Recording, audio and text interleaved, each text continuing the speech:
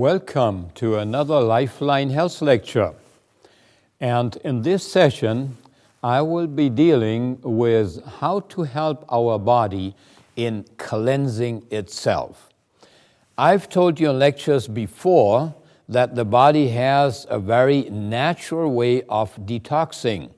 As soon as our digestive system is empty and there are no nutrients anymore that will be sent to the inside, at that point, the body will start to send toxins to the outside because our body is a one-way street.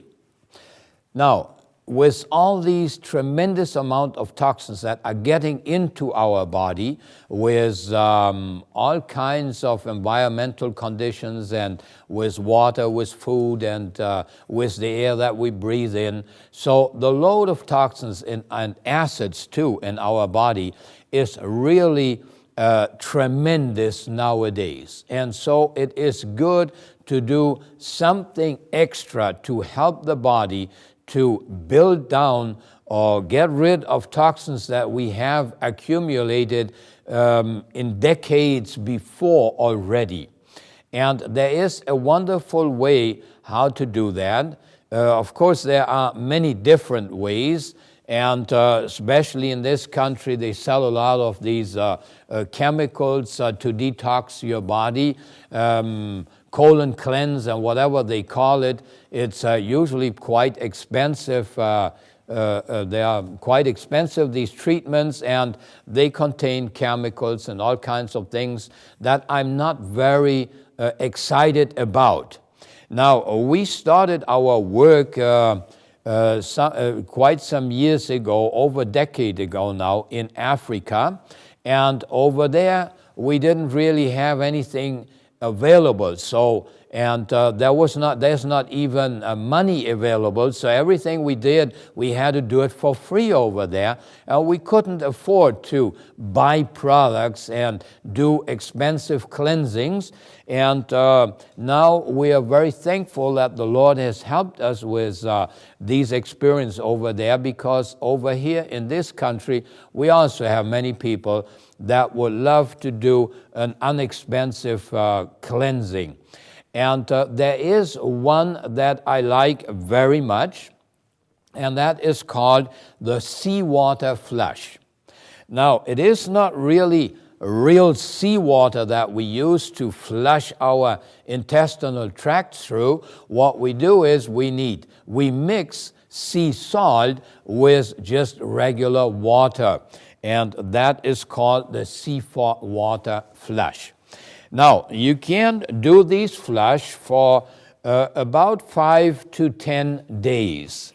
And let's go now step by step and see how we will approach the whole thing. If you decide that you want to start the seawater flush, then in the morning you will make the first step. After you get up, you will have a glass full of 16 ounces of water, because remember, during the night we dehydrate quite a bit. And then about 10 minutes later, we want to drink the juice of a yellow lemon. And we want to mix it with the same amount of water as we got lemon juice, so that it will be 50-50. So we have a glass full of water, about at least 16 ounces or more, and then 10 minutes later we're going to have the juice of a yellow lemon with some water, and another 10 minutes later we are going to make the second step. And the second step will be to drink 16 ounces of warm water, and if you can drink a little bit more, it wouldn't be too bad. So have at least 16 ounces. Maybe you can have 1.5 glass full, or maybe even 2 glasses full of warm water, because we want to make sure that the first thing in the morning we really hydrate well our body, so that when we do the treatment later, the body will not try to absorb the water because he is dehydrated. And then 15 minutes after we had the second time a good amount of water, 50 minutes later, then, we start our treatment. We do the seawater flush. Now, what we want to do is we want to prepare 2 quarts of water with a little bit over body temperature. And in each one of these quarts, we want to put 1 teaspoonful of real good sea salt. Now, I've spoken about sea salt already before several times. You know that the one I like most is the real salt, which is a brand name. So real salt is sea salt that comes from a mine. It was deposited after the flood there. And in the time of the flood, there were not all these toxins in the waters as we have it right now. So I'm concerned with sea salt from nowadays because, like I always say, if it is not over-refined, then we will have some toxins in there. And if it is over-refined, to make sure all the toxins are out, then all the minerals will be out too. So real salt contains some good minerals in there. And we want to put 1 teaspoon, 1 flat teaspoonful of sea salt into each quart of water. Now, in order to get the right temperature of this water, we would mix about 3 cups of cold water with 1 cup of boiling water. And then put your finger in there and measure the temperature. It shouldn't feel warm nor cold. It should feel completely neutral. And then you put the sea salt in there. I would put the sea salt in there after I have the right temperature, because if not, you might have to adjust it with hot water or with cold water, and then you might have to throw some of the water out. And so first adjust the temperature and then put in the sea salt. Now, the relationship between water and sea salt, or let's say the amount of sea salt that we need in there, has to be real exact, because we want to produce a concentration of salt water that is just as salty as our body. So it has the same salinity as our body, so that the body will not start to absorb the salt.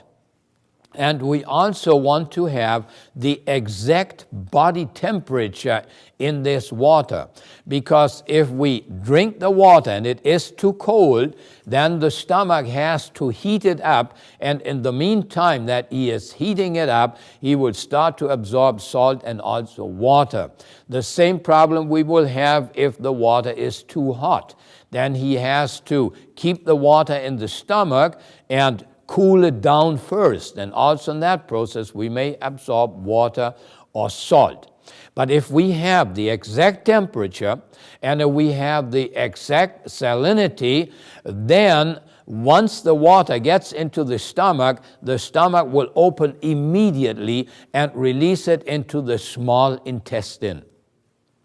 So we want to drink these 2 quarts as fast as possible, but not so fast that we're going to throw up. So once you feel that you get nauseous, well, you might have to slow down a little bit, but try to drink it as fast as possible.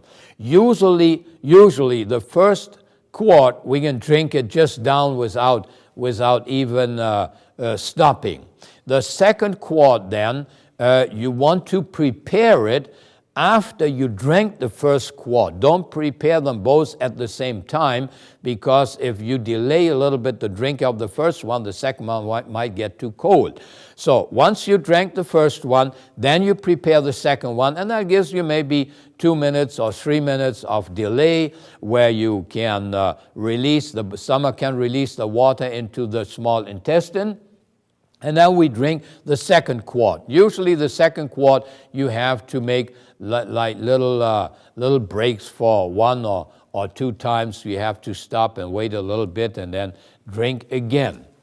So if we manage to drink this water in 15 to 30 minutes, then it will usually take no more than 20 to maximum 60 minutes, and this water will get to the end of your intestinal tract, and it will be at the outlet. It will be, we will have to go to the toilet, and we will have to flush out.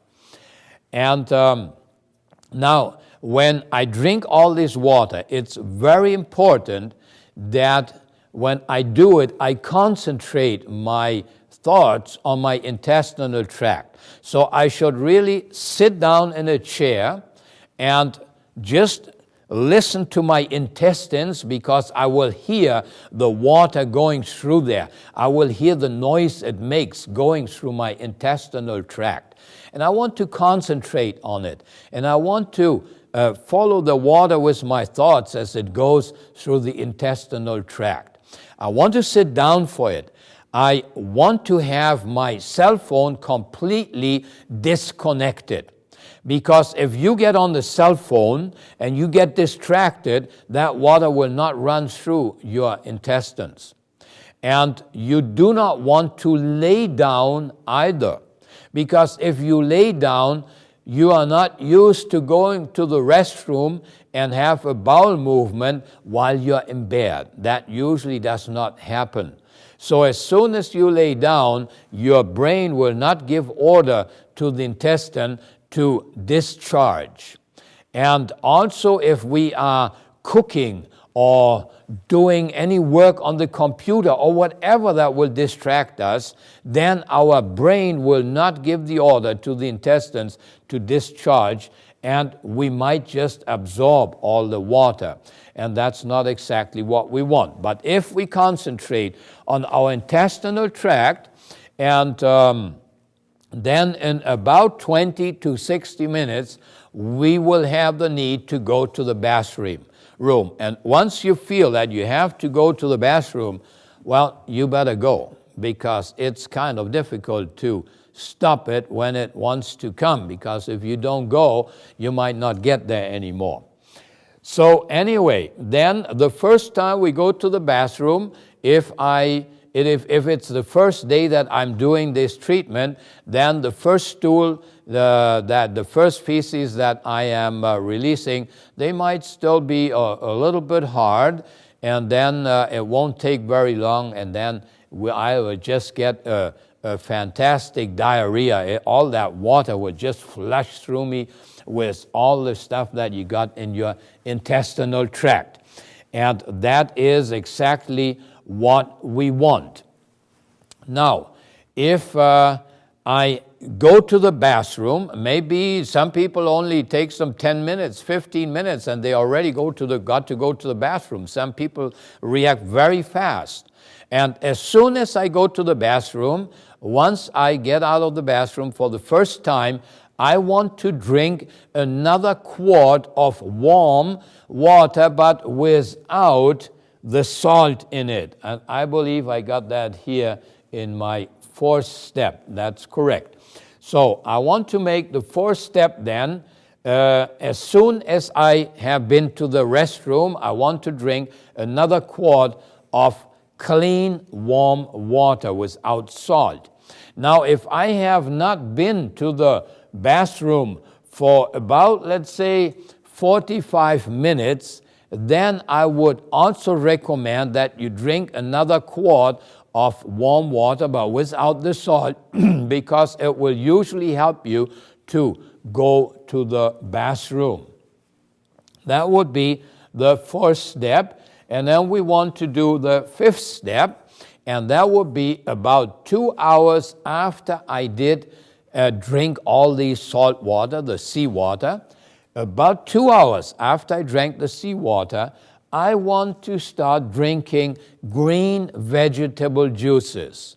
And if you don't know how to make them, well, then just look at the corrective diet that by now you should all be practicing already.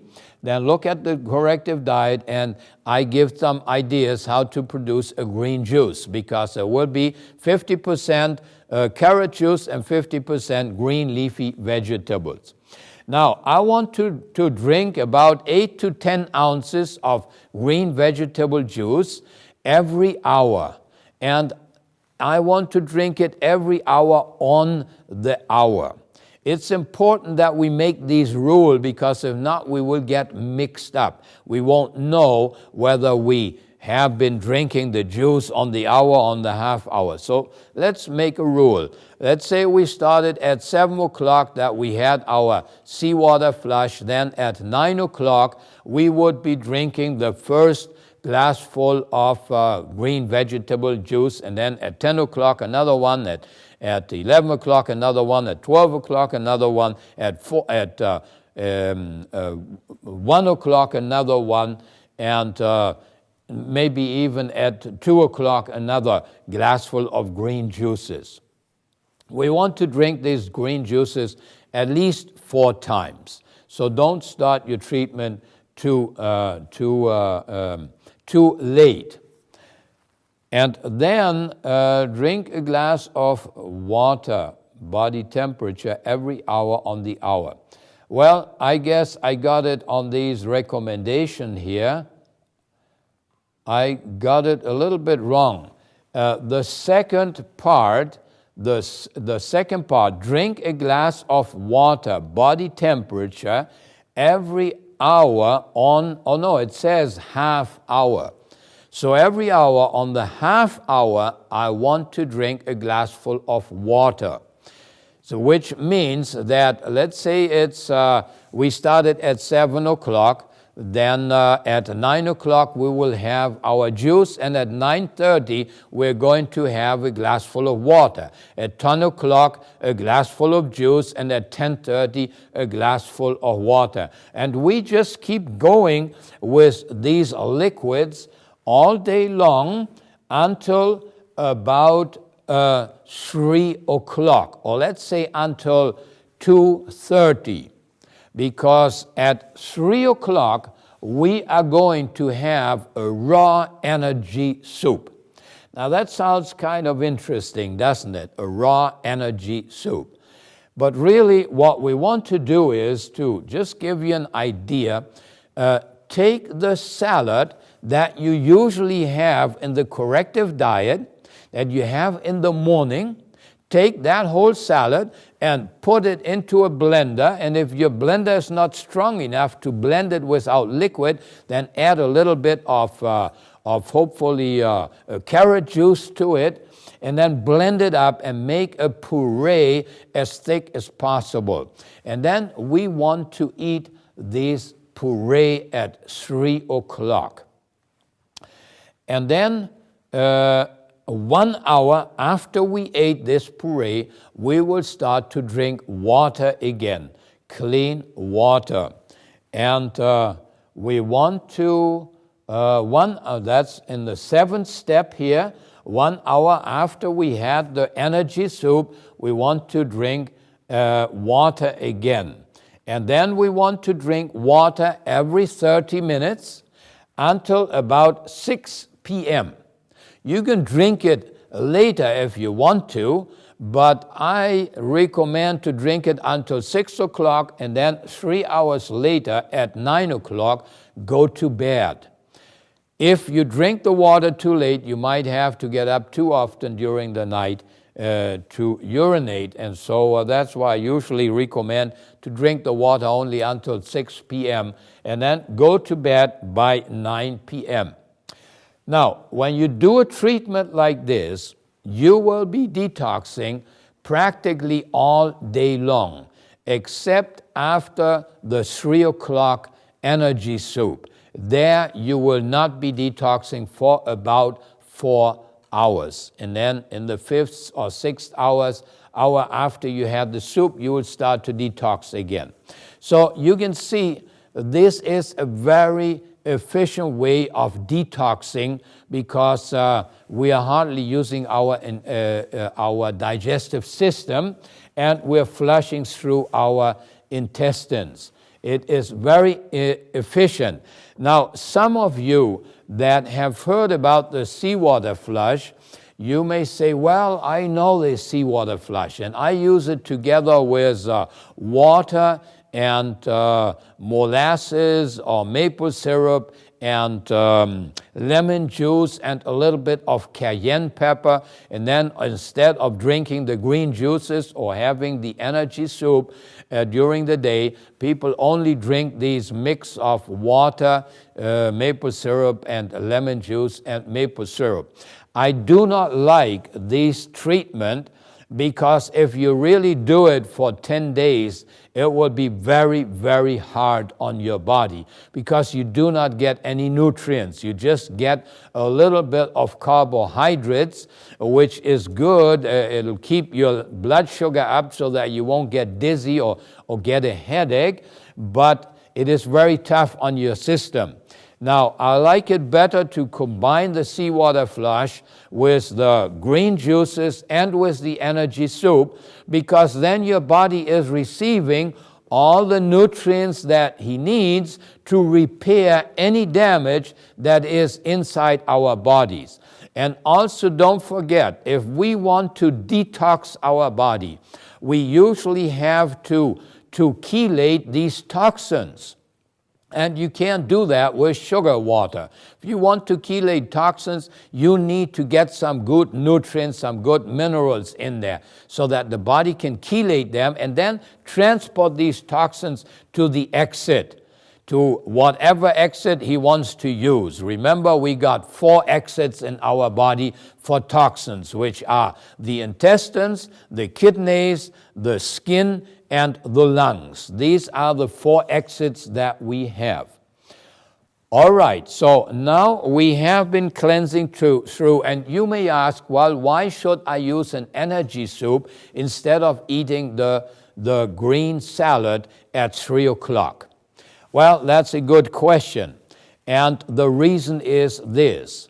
In our intestinal tract, especially in our colon, usually people have somewhere between 2 to 5 pounds of old fecal material sitting in there. And some people can have even up to 50 pounds in there. That's these people with these big stomachs. They can have up to 50 pounds of old fecal material sitting in there. And this stuff is hard and black like asphalt. And now what we want to do in the first 3 days, we want to have everything kind of liquid and wet so that we can keep this area well hydrated and see whether we can soften this material. And usually the 4th day of the seawater flush, if you have never done it before, on the 4th day usually, that's when the worst stuff comes out. And I've had people reporting terrible things. I have not seen it personally because I don't usually go and look in the toilet when somebody does the seawater flush. But I have had people telling me about all kinds of different stuff coming out there, and these are probably old friends that they have devoured years ago, and then they suddenly will come out with a seawater flush. So the first 3 days, we want to repeat the same treatment, and we don't want to eat anything solid because we want to get the material in the colon. We want it to soften there, and so that we can wash it out. But then, if we keep doing it on the 4th day, yes, that's what it says here, and on the 4th day, we can then switch from the energy soup to a salad if we prefer to do so. You can stay on it also. Some people like the soup better, some people like the salad better. So whatever you like. You can go either with the soup or you can then have the salad. And then you repeat all steps for 3 days. On the 1st day, replace the soup. And step 6 was the green salad. Well, I just explained how to do that. And then on the 4th or 5th day, the 4th or 5th day of the treatment, and every morning I do my seawater flush. So on the 4th or 5th day of my treatment, I can then do a GBL. A GBL stands for gallbladder and liver cleanse. And that is very important, and I'll give you right now the recipe for that too, how to do it. The gallbladder and liver cleanse is very important because everybody has between 2,000 and 3,000 stones in the gallbladder and also in the bile ducts in our liver. And it doesn't matter whether you've had your gallbladder taken out or not, you still need to do the cleansing. Because if the gallbladder has been taken out, that is, let me compare it to a kitchen with no garbage can. Let's say somebody decides, oh, let's throw that garbage can out because it's always full of garbage and it always smells bad. Well, does that mean that then there is no more garbage in the kitchen? No, the garbage still in the kitchen, it's still produced there, only now it ends probably up on the floor. And the same thing happens in the liver. The stones are still being produced there, but now the liver doesn't have the garbage can anymore, so they stay in the liver. I don't really understand why doctors would always want to take the gallbladder out because you can really cleanse it just for pennies. It's a very inexpensive, it's very efficient, and very, very seldom that it will not work. And I would recommend that you try these gallbladder cleanse and see what it does for you, and maybe you can even avoid an operation with it.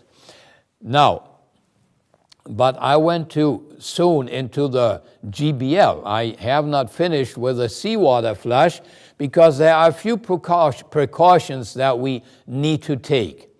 And I got 5 precautions here that I would like you to take. The first one is that the person that wants to do the seawater flush should have had a bowel movement at least or no longer than 12 hours prior to the treatment. So in the last 12 hours, that person should have had a bowel movement. If the person did not, then the person is constipated and the salt water may not be strong enough to get the clogged up, to open that clogged up colon there. And then we might have to do something different first. If a person has not been to the restroom for more than 12 hours, then we could try some prune juice. You can get some prune juice in the supermarket. I don't find it taste very delicious, but anyway, we're using it as a treatment. So drink, or have that person, or if it's yourself, drink a big glass full of prune juice. And then wait for about half an hour, 45 minutes, maybe you want to wait for an hour. And if that prune juice does not send you to the bathroom, then have another glass full. And that should usually send you to the bathroom. And then later on, once you get things going, then the next day you may be able to do the seawater flush. But we have sometimes people, I've had people that haven't been to the restroom, according to them, of course. They say they haven't been to the restroom for 1 or 2 or 3 months. Now, it is possible, and if a person has not been to a restroom for a very long time, the feces might even come out the wrong way, through the stomach. It's a very terrible situation. And if somebody has not been to a restroom, has not had a bowel movement for several days, and you can't get it open with prune juice, then I would suggest that that person should go and have a colonic done. Now, a colonic is it's a system where you introduce 2 little hoses through the anus, and then they have a machine that will pump in water into the colon through one of the hoses, and through the other hose it's sucked out, and then that water will wash out the colon little by little. So that's something we could do if the person is constipated. Then we also need to take care that the person does not suffer from high blood pressure. If the blood pressure is above 120/70, then it may be dangerous for the person to do the seawater flush, because if salt is absorbed in the process, then the blood pressure may increase. When I personally do that with somebody, I usually do it still with 130/80. I still do the seawater flush, but you have to decide whether you want to do it or not. Now, if you see that the blood pressure is too high and that you cannot do the seawater flush, remember, you can get the blood pressure down pretty easy. Just put the person for 24 hours on plain lemon juice and water. Give them, let's say, the juice of 3 yellow lemons every hour and a half, and do that 7 times during the day, and that blood pressure will most likely come very much down. And if you have to do it for 2 days or for 3 days, just go ahead and do it. I'm pretty certain that the blood pressure will come down. And once the blood pressure is down, then of course you can do the seawater flush. Then also the heart should be healthy. I would not try this with a person that has severe heart problems. And do not use distilled water, because distilled water will definitely leach out the minerals out of your body. Just take 2 glasses of water. Take a glass full of water with just plain water and another glass full of water and salt or any kind of mineral in there, and then pour them together. What's going to happen? Are you going to have half a glass full of salt water and half a glass full of clean water? No, it's going to mix. And the same thing is going to happen in our body. We have minerals and salts in our body, and if you pour distilled water into it, it will definitely absorb the minerals from our body. So don't use distilled water. Use your tap water or use spring water or whatever you want to get, buy it in the store. In case of muscle cramps, now if you do these flush for several days, some people that are a little bit low on potassium, they may get, after 3, 4, 5 days, they may get some cramps in their legs. Then what I suggest there is to use a potassium pill. You have potassium that comes with 99 milligram, and just take one of these pills, and hopefully either you take it after a meal, or if not, you can also just dissolve it in your mouth and then swallow it down little by little. That will also help you against cramps, and use the potassium. All right, so far about the precautions that we have to take with the seawater flush. And now let's go to the GBL. We want to do this the 4th or the 5th day. And all we need is 3 ounces of extra virgin olive oil, half a lemon, and some Epsom salt. That's really all we need. So the value of these materials doesn't probably end up to even 25 cents. So it's a very inexpensive treatment. What we want to do then is, on the 4th or 5th day, at about 5 o'clock, or let's say at 5 p.m., we want to drink 16 ounces of water. And after we drink that water, we do not want to eat anything. We want to make sure that we don't eat anything after we drink the water at 5 p.m. And then at 6 p.m., 1 hour later, we are going to prepare 8 ounces of water with half a teaspoon, not even one, with half a teaspoon of Epsom salt. Now, some of you have used Epsom salt in your childhood as a treatment against parasites. and your mom used to use much bigger quantities then. That tasted very bad. If you use a half a teaspoon of Epsom salt in 8 ounces of water, you hardly taste it. It doesn't taste as bad as some of you may remember that Epsom salt tastes.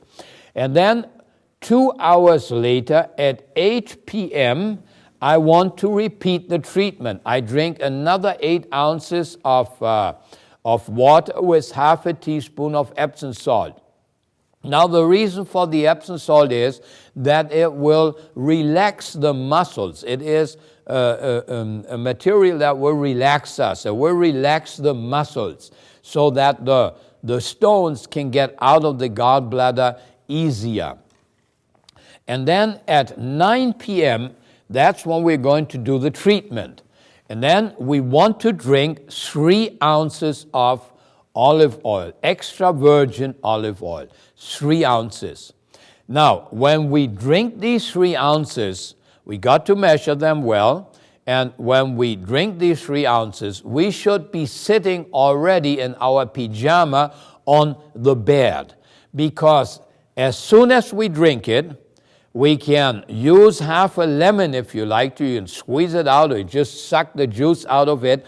The lemon juice after the olive oil, it's not really part of the treatment. It's just to help you to overcome these ugly tastes of this olive oil. And so we take these lemon juice, and then we want to lay down immediately on our right side. We want to lay in bed on our right side, and we want to pull our right leg up as far as possible. Laying on the right side, we pull the leg up as far as possible. And then we want to lay in this position for about 20 to 30 minutes. And after that time, we can roll over into our normal sleeping position, and we can sleep there. Then next day, at 6 o'clock in the morning, we want again to drink 8 ounces of water with half a teaspoon of Epsom salt, and 2 hours later at 8 a.m., we're going to repeat the treatment. 8 ounces of water with half a teaspoonful of Epsom salt. And then you wait, because these Epsom salt will most likely send you to the restroom.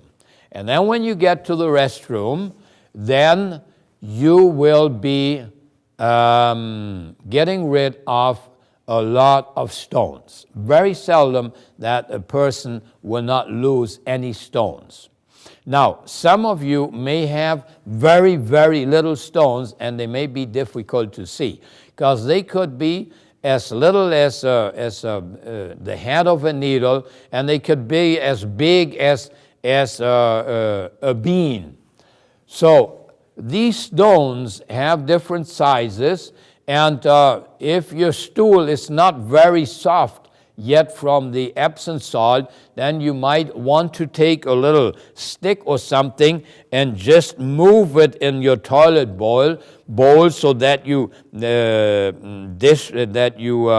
what do you call that you like kind of dissolve the feces in there, because these stones are not real stones. They are little fat balls. They are from fat. And so fat is lighter than water, and it will swim on the toilet bowl. So if you stir it a little bit, these little balls will come up. And like I say, they could be very little, and you might have difficulty to see them, and they could be quite big. And usually people will lose between 50 and 150 stones at the time. And if the stones are light green, then they are new ones. And if they are dark, almost black, then they are old stones. So you can even see whether you've been carrying these stones for a long time or not. And if you have like pain in this area here on the left side of your abdomen, or if you have pain on the other side, usually in the back, then it usually or very often has to do with stones in your gallbladder, and I would suggest that you do these gallbladder cleanse. We should be doing it at least once a year anyway, because like I said, anybody has between 2,000 and 3,000 stones in our gallbladder and in the bile ducts of our liver. So please repeat these treatments. And then also the seawater flush that I was talking about before, we should do that at least twice a year. And if you don't want to do it for 5 or 10 days, do it at least for 2 or for 3 days. And let me tell you, if I go, for example, my wife and I, we are used to a very healthy diet, and sometimes we visit churches or even a family, and they may be serving some food there that we would normally not eat. It may even contain some of these artificial meats or stuff, and then, well, I mean, you can't sit there at the table and pick it all out. We don't want to offend the people. So sometimes we eat food that is not good for us, and it doesn't feel good to have in the stomach either. So what we do then, if we have ever gone through an experience like that, next day in the morning, the first thing we will do is we'll just do a fast seawater flush and then go back to our normal lifestyle. So you can do it just for one morning if you want to, or you can do it for 2 or 3 mornings. And usually, I personally like to go through a special cleansing at least every 2 months. You might not want to do it that often, but I do, and I use different systems because there are other things that we can do for cleansing our body. But we have so many toxins accumulated in our body over the years, and some of us over the decades, that it is good if we can reduce them. And every time you do a cleansing like this, you're not only getting out what you accumulated over the last few days or weeks, but you get out stuff that you've accumulated over the years. And if we do that, then it will help us to get, instead of getting older, we'll get younger every year. And that's a wonderful feeling. And I hope that you will have good criteria and good discernment to decide how and when you want to do these cleansings, and that might work well for you, and that may make you younger every time you do it. Thank you.